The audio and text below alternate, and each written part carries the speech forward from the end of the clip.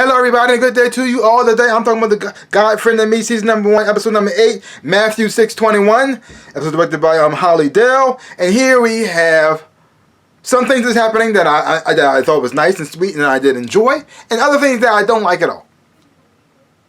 First, let's start with the thing that I don't like.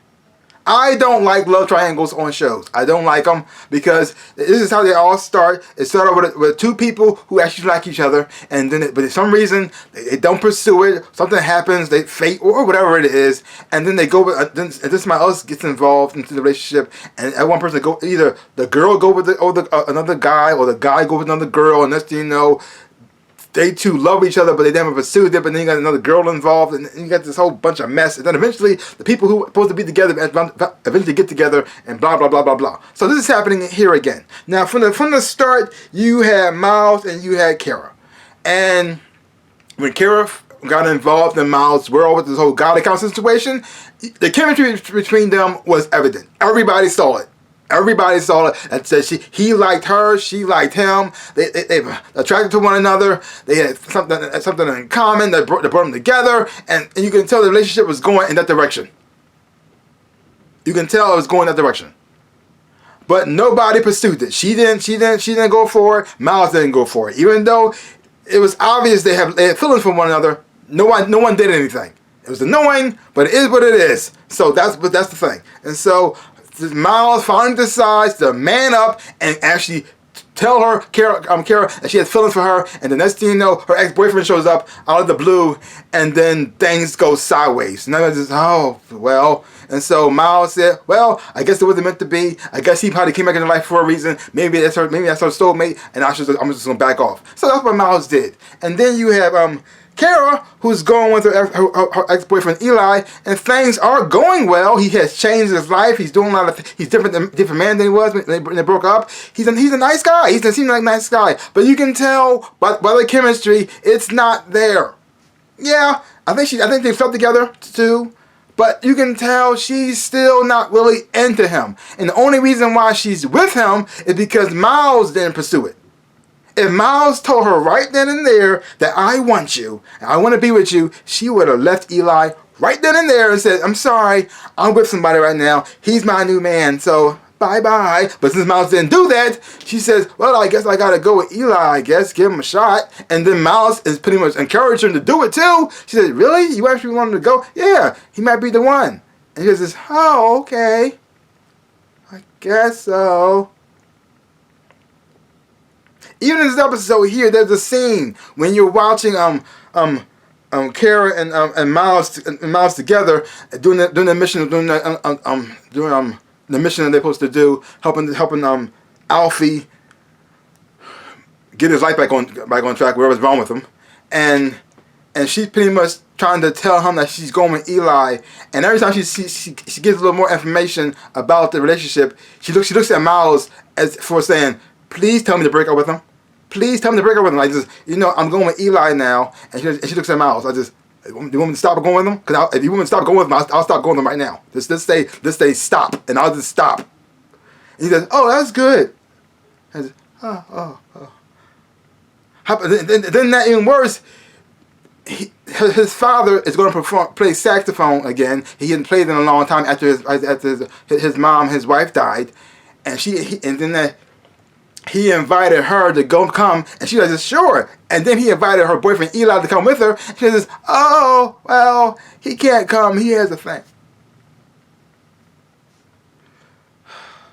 So now we got this whole, and not only that, we had this other situation going on with Eli and Miles and Nia, and they have the same class together, and they have something in common because he tried to promote his podcast with his posters, and she tried to promote her being a DJ, and she was covering up his posters, and they're in the same class together, and she's attractive too, and he attracted to her, they do have the kind of chemistry with them.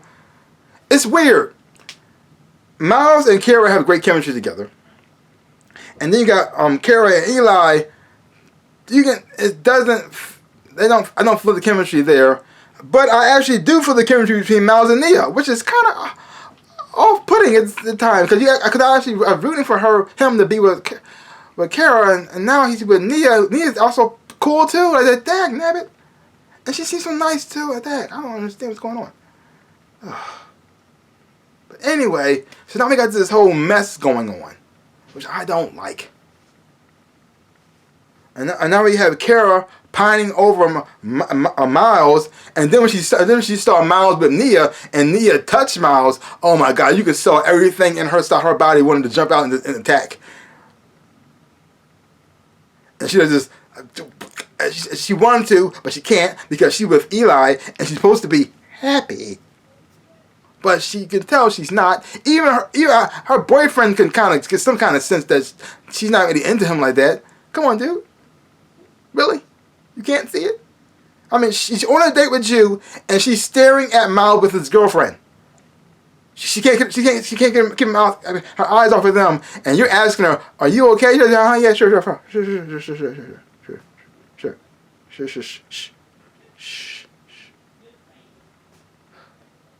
But despite all that, let's focus on the parts I do like.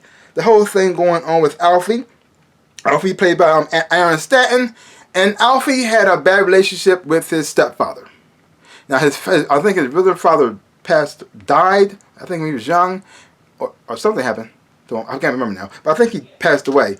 And so his mother remarried, and the only reason why, and they didn't really have a good relationship. I guess her stepfather, could not connect with him that much. And I think they had one moment together on a boat. And after that, I feel like he didn't want him, so he pretty much grew up thinking that his stepfather didn't love him, didn't want him in his life, and so he pretty much grew up wanting to be a better lawyer than he was, and to prove that he was better without him. He didn't need him in his life. He can do whatever he can be successful and not even successful, but better than him without him. I don't need your love. I don't need your attention. You didn't give it to me, so screw you. And so you got Miles trying to help him out. But before Miles even sees him, he gets a suggestion from God, from the God account, about Blair, and Blair is played by Chelsea Spack, and she's pregnant, and Nia Miles meet her on the elevator, and the elevator has a little bit of an accident. And that's when Miles calms her down and tells about how he got his name and stuff like that, which was a very sweet and very touching scene, very, very moving scene as well too. I really did enjoy it a whole lot. Watching Miles calm her down, and then watching Nia in the elevator with them, going through this experience with them, because she knows about the God account, and now she's seeing it in action, and what Miles can do kind of made her have feelings for Miles now. Because she saw him not only from what he does in class, but now in this new light, doing the thing that he was talking about, helping somebody in action. When you see somebody do something that good and say the right things to help somebody out, and you just, oh my God, he's a really good guy. So I went into her head.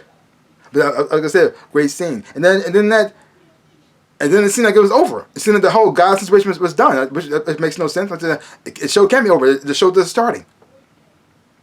And then you find out the connection that Alfie and Blair have together, and why she's pregnant, and how Miles is going to help her out. How help not only help out Alfie, but also Blair, and also help Alfie get connect with his stepfather who passed away, because he's gone now, and so they can't reunite. But they found a way for them to mend the fences between them, even though his stepfather is dead and gone. So this is a very sweet episode, very touching episode, very moving episode. Yes, I like the whole love triangle thing. Now this is a love square situation. Oh. But we still got that going on. And we also still have Rakesh working alongside Lucy. And they're on pursuit to try to find this hacker. See where this is going to lead up to. Maybe this person might be part of the God account. Maybe something else altogether. Who knows? But they seem to be on the right track. So overall, like I said, I enjoyed this episode a lot. It has some funny moments in there I really did enjoy, some sweet, touching moments in there that I liked, especially the scene with Miles telling Blair his name. I really enjoyed that scene. Also watching Arthur and Trisha become closer together as a couple. He's finally starting to move on because his wife passed away, and you also see him get the courage again, I guess, to play to perform and play sax again for somebody else this time instead of for his wife. Because the only reason why he played was for his wife. And the only thing motivated him was seeing his wife smiling back at him, and that's what made him enjoy it so much. But then as she's gone and she's not there to give him that support like that usually gets from her. His motivation for playing is gone. But now you see him going through this whole journey of saying, "Hey, it's okay to move on," and okay to pretty much share what my gift with somebody else this time instead of with my wife, and have him come to the realization that because of the help of his daughter and watching their relationship has always been great. This whole family, even when Miles and his father Arthur are on the outs, I still do enjoy watching their scenes together, and I really do have fun watching it. Even when it was rough, because you can tell they love one another. It's just that this whole religion thing kind of separates them. But now you start to see them come back together and become closer again as a family, which is quite beautiful. Quite beautiful. So overall, great episode. So leave your comments down below. Let me know what you thought of this episode of the God Account. Not the God Account. God Friended Me. And if you haven't watched it, check it out for yourself. Hopefully when you watch it, you will enjoy it. Have fun watching it too. So give my channel a big old like, hit the thumbs up, shaboop, and subscribe to my channel and share. I would appreciate it, like I always say in my dreams and in my life. I am the Ninja Rabbit. Peace out, people.